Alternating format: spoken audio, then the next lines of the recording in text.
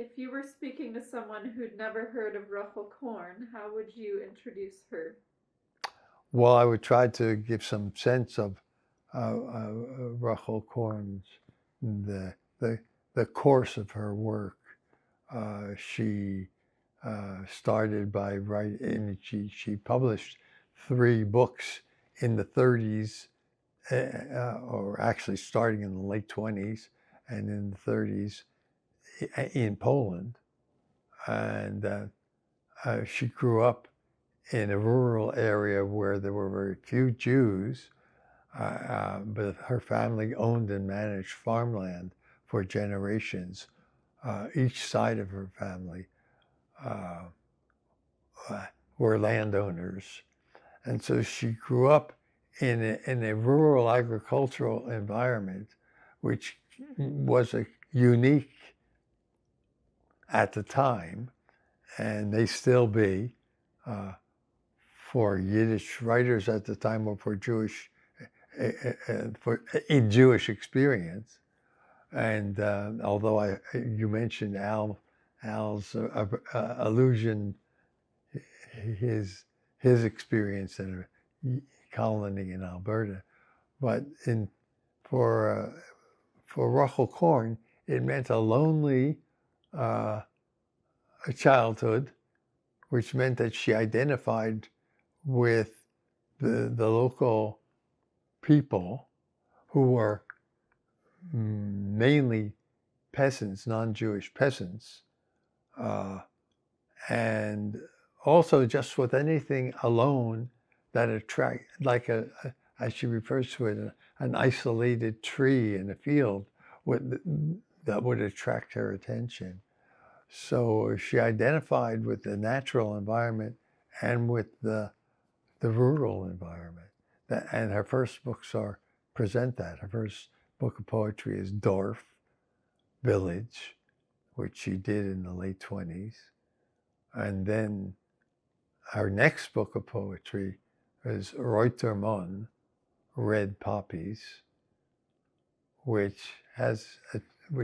concentrates tremendously on an emotional relationship that, or perhaps more than just one, that dominates her thinking at the time. And so she writes love lyrics that are partly erotic, very personal, very open, and full of natural imagery that attracts her and that expresses her erotic emotion. So those books are quite fascinating. And she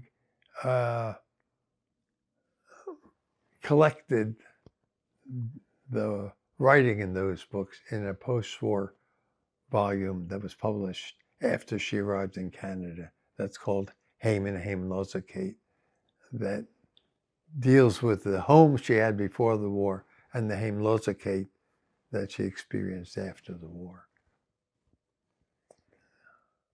And what was your reaction to discovering her work? I was engrossed and really the her drive to narrative, which you see in the poems in Dorf, are very much the kind that are engrossing because of the detail and the emotional identification and the sympathy, the enormous emotional generosity in the writing. And they hold your attention. And the intense love poems draw your attention because of the personal experience. And so they both drew me, and I wanted to translate them. Yeah, both collections. Also, she did a collection of stories called Aired, and they're brilliant, realistic stories of life of Jews and non-Jews in the rural environment where she lived.